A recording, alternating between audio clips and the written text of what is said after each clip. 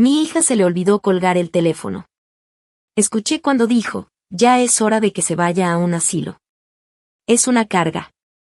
No dije nada, pero en ese momento, algo dentro de mí se rompió.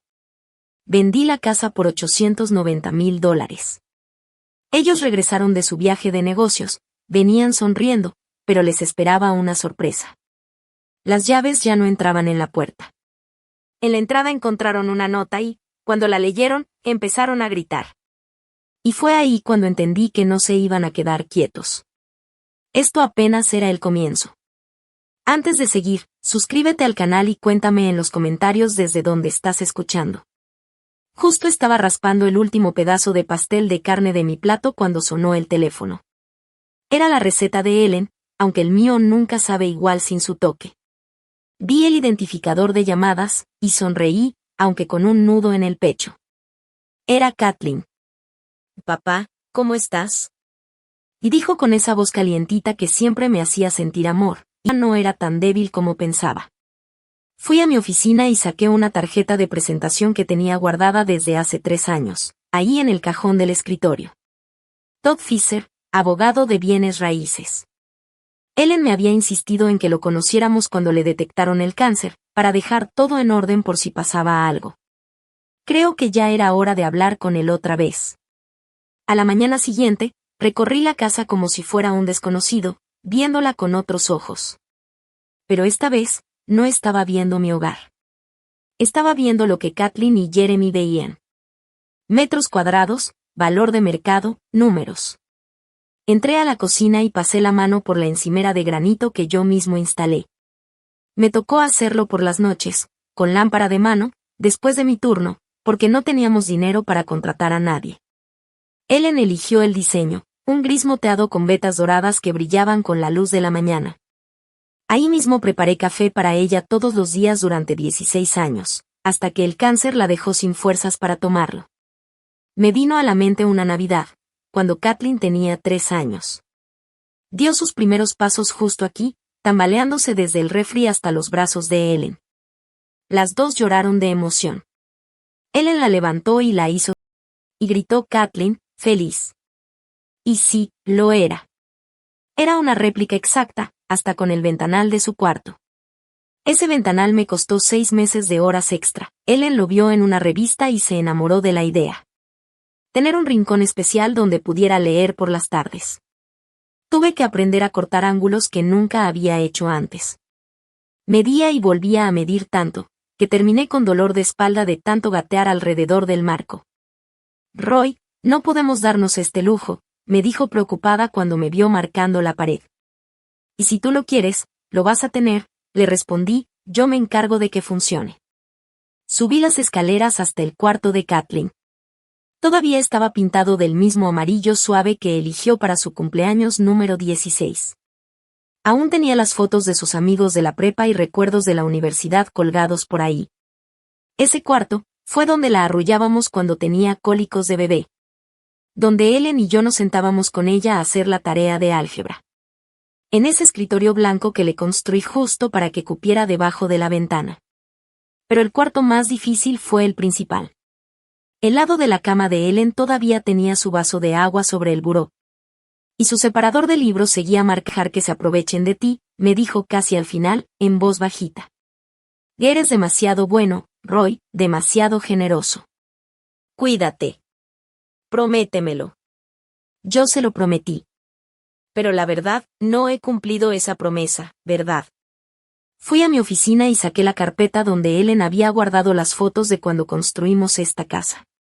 Ahí estaba yo, poniendo los cimientos en la primavera del 99. 25 años más joven y como 23 kilos más fuerte. Ahí estábamos mi equipo y yo levantando la estructura. Y Ellen, con su casco, trayéndonos limonada en los días calurosos. Su pancita apenas se notaba, ya venía Kathleen en camino. Los papeles de esa época contaban la parte de la historia que las fotos no mostraban. Una segunda hipoteca, un préstamo que le pedía a mi hermano. Ellen trabajando medio tiempo en el distrito escolar para ayudar a pagar los materiales. Comimos frijoles con arroz durante meses. Traíamos coches que apenas se mantenían con cinta y oraciones. Pero construimos esta casa con nuestro esfuerzo, nuestros sacrificios, y el amor que nos teníamos. Por la familia que estábamos formando. Y ahora, mi hija. La misma que dio sus primeros pasos en esta cocina. La niña que jugaba en el jardín que yo arreglé con mis propias manos. Que al fin estaba listo para pelear. Siempre he sido muy metódico. 25 años como ingeniero en construcción. Me enseñaron a investigar bien antes de tomar decisiones. Esta noche, esa manera tan meticulosa que siempre he tenido iba a tener otro propósito. Me puse a revisar perfiles de agentes, comparé sus tasas de éxito y los comentarios de sus clientes. Igualito que cuando comparaba proveedores de acero en mis tiempos de ingeniero. Cherry Hills, Highlands Ranch, University Hills. Colonias donde las casas se vendían por el tipo de dinero que Kathleen y Jeremy ya andaban gastando en sus sueños. Un hombre aparecía una y otra vez en los primeros resultados. Brian Connor, 43 años, especializado en ventas rápidas. Según sus datos, en promedio vendía una casa en 18 días desde que la anunciaba hasta que se cerraba el trato. En su foto tenía una sonrisa profesional y unos ojos seguros. El tipo de persona que hace que las cosas pasen y rápido. Los testimonios me dejaron claro que era el indicado. Brian vendió nuestra casa en 6 días. Consiguió comprador de contado en 48 horas. Todo fue fácil, sin problemas. Me quedé viendo su número de teléfono que aparecía en grande justo detalles únicos de su casa, continuó. Yo le pondría un precio de $890,000. Con ese precio se vendería rápido y además obtendría lo mejor por ella. ¿Tanto? Y dije mientras me dejaba caer en el sillón donde Ellen solía leer. Esa cifra no dejaba de dar vueltas en mi cabeza. Señor Hayes, usted está sentado sobre una mina de oro, me dijo. Casas como esta casi no salen a la venta, y mucho menos en este estado. La voz de Brian tenía esa seguridad de alguien que sabe de lo que habla. De hecho, tengo un grupo de inversión que anda buscando justo este tipo de casa. ¿Qué tipo de grupo? Pregunté. Se enfocan en propiedades de renta, de alta calidad, en colonias bien establecidas. Pagan en efectivo.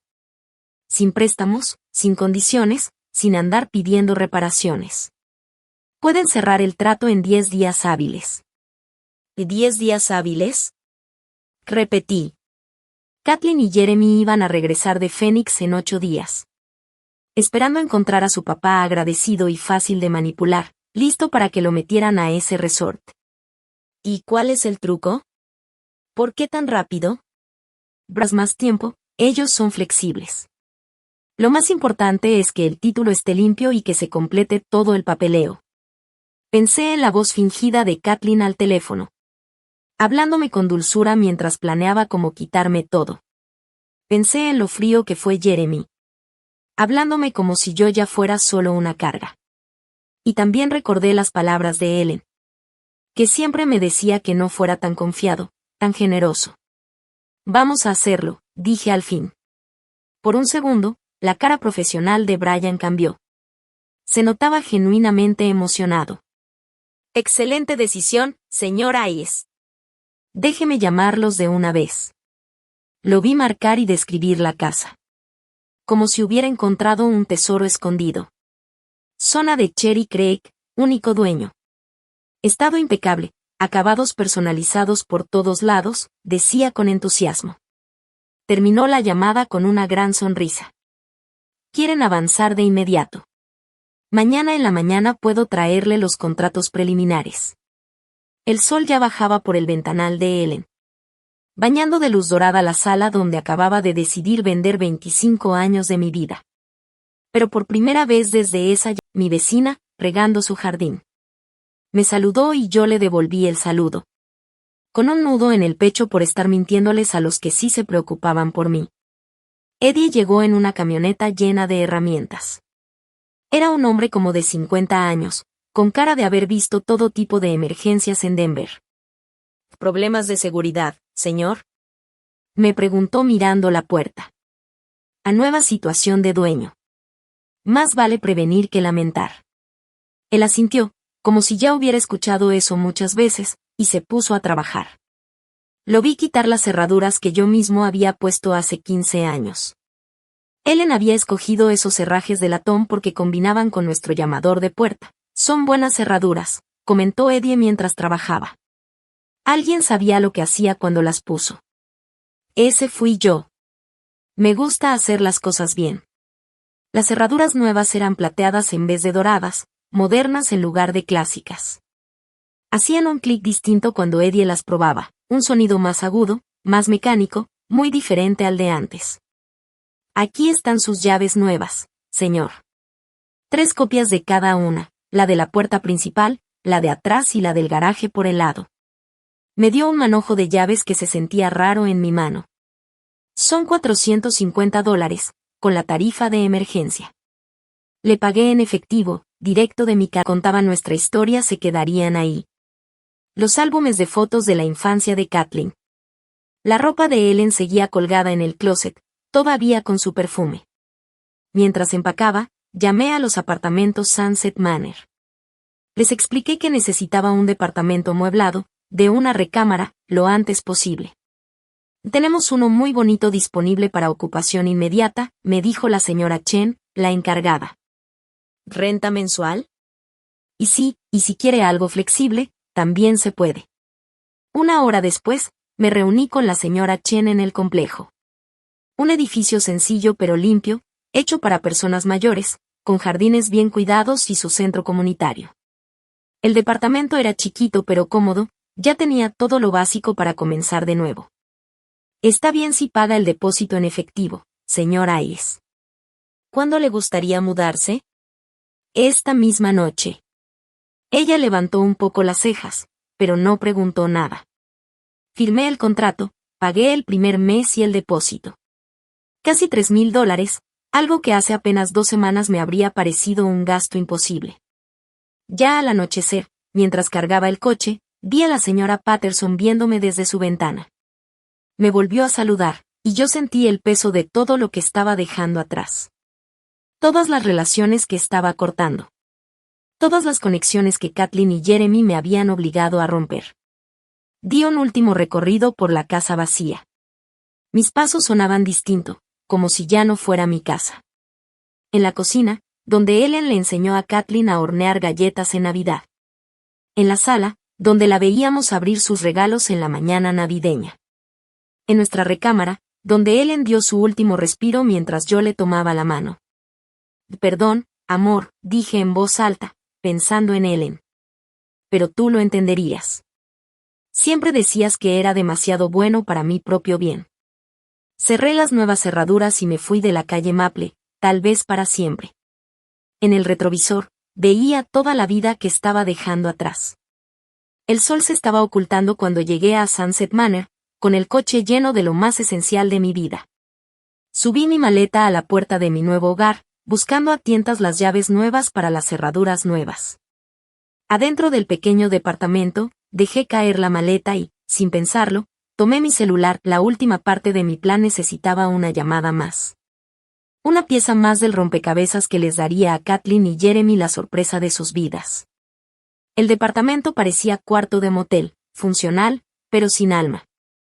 Muebles genéricos y ese olor fuerte a limpiador de alfombra que no se iba.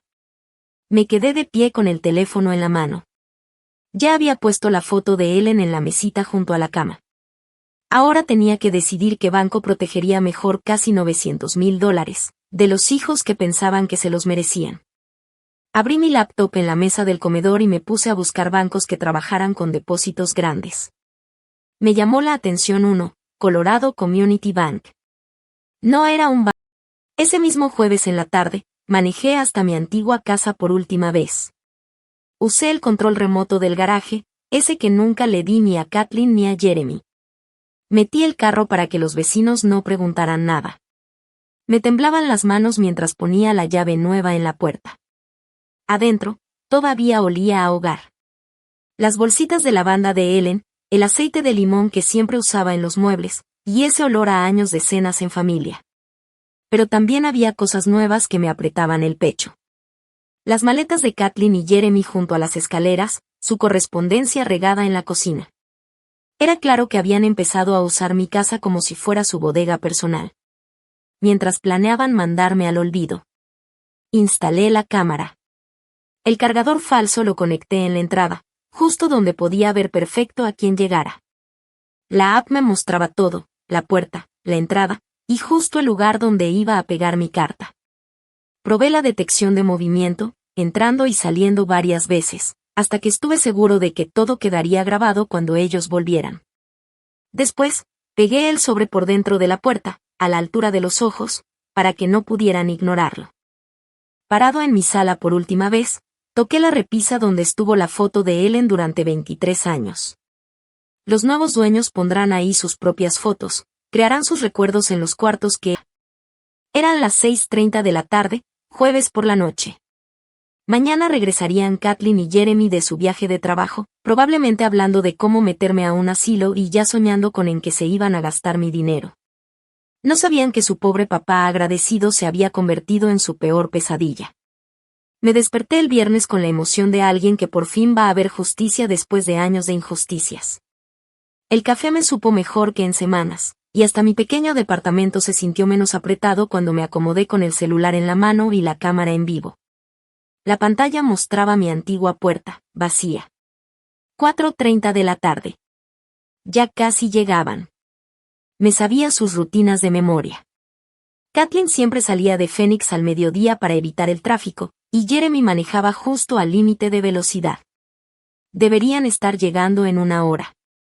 Volteé a ver la foto de Ellen en mi buró. Ojalá entiendas por qué hago esto, mi amor. Me dejaron solo. No me dejaron opción. 5:15 de la tarde. Mi celular vibró. Detección de movimiento. Una camioneta negra, el coche de Jeremy, se metió en la entrada de mi antigua casa. Mi corazón altavoz del celular. Mis llaves no sirven. Jeremy se acercó, su cara cambió de cansancio a preocupación. Déjame intento por la puerta de atrás, dijo. Lo vi irse por un lado de la casa mientras Kathleen seguía batallando con la cerradura de la puerta principal. 3 minutos después, Jeremy regresó, y ya se le notaba la preocupación en la cara. Las puertas de atrás también están cerradas, dijo. Y el control del garaje no funciona. Su voz ya tenía ese tono de pánico que yo sabía que llegaría. Kathleen, dijo, alguien cambió las cerraduras. ¿Qué? Eso no puede ser. Papá ni siquiera conoce a ningún cerrajero. Jeremy miró la cerradura con más cuidado. Con su mentalidad de asesor financiero, supo de inmediato que algo andaba mal. Estas cerraduras son nuevas, dijo. Esto no fue un error. Kathleen sacó su celular con los dedos temblorosos. Voy a llamar a papá. La vi marcar el número de mi antiguo teléfono fijo. El mismo número que cancelé hace 3 días. Después de varios tonos, su cara mostró pura confusión. No contesta. Mi buzón de voz salió. Jeremy entró con las maletas, pero en cuanto los dos cruzaron la puerta, se detuvieron de golpe. Había un sobre blanco pegado a la puerta, justo a la altura de los ojos. La mano de Kathleen temblaba mientras lo despegaba. Tenía su nombre y el de Jeremy escritos con mi letra, bien clara. Yo, en mi departamento, me eché para adelante en la silla con el celular bien agarrado en las manos. Viendo cómo Kathleen rompía el sello del sobre. Sus ojos leían mis palabras.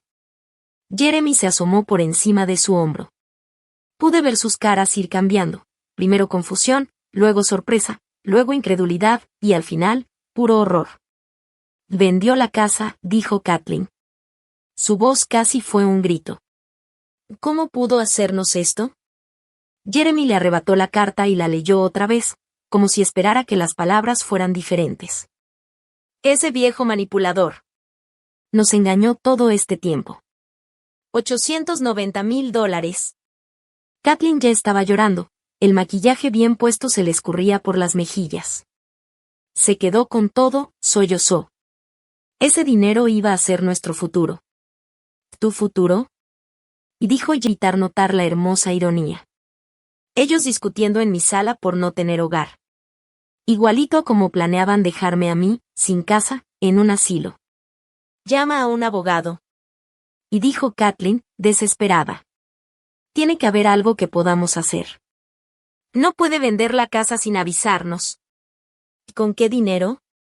Le respondió Jeremy con sarcasmo. Por si ya se te olvidó, perdí mi trabajo hace 6 meses. Y tu sueldo en marketing apenas alcanza para pagar el carro. Entonces búscate otro. ¿Dónde crees que están contratando asesores financieros que fueron despedidos por cosas turbias? Vi cómo a mi hija se le iba descomponiendo la cara al darse cuenta de lo mal que estaban. Sin casa. Sin herencia. Sin ahorros. Y ahora se enteraba que Jeremy ni trabajo tenía. ¿Cómo pudo ser tan cruel? Susurró Kathleen.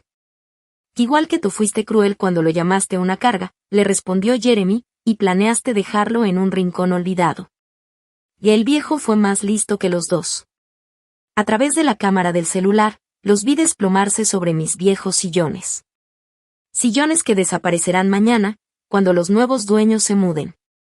Kathleen se tapó la cara con las manos, y Jeremy solo se quedó mirando la carta con cara de alguien que por fin entendió que lo vencieron.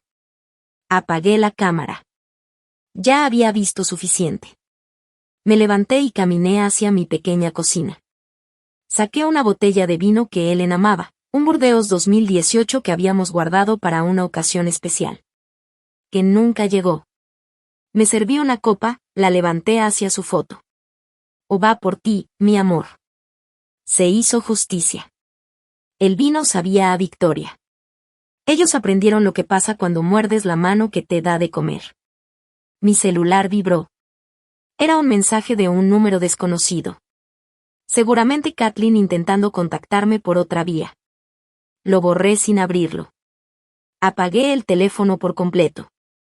Me acerqué a la ventana y vi el atardecer dorado sobre Denver. En algún lugar de esa ciudad, mi hija y su esposo estaban enfrentando las consecuencias de su egoísmo. En algún rincón de mi antigua casa, aprendían que esa carga que querían desechar ahora se había convertido en su mayor problema. Por primera vez desde que Ellen murió hace 2 años, me sentí realmente libre. Ya no era una carga para nadie. Volví a ser yo. Con mi propio dinero. Mis propias decisiones. Y mi futuro abierto frente a mí como un camino limpio. Roy Ayers se fue de esa casa, y no va a volver. Si esta historia te gustó, dale me gusta, suscríbete al canal y cuéntanos qué opinas en los comentarios. Para escuchar la siguiente historia, haz clic en el recuadro de la izquierda. Y gracias por ver.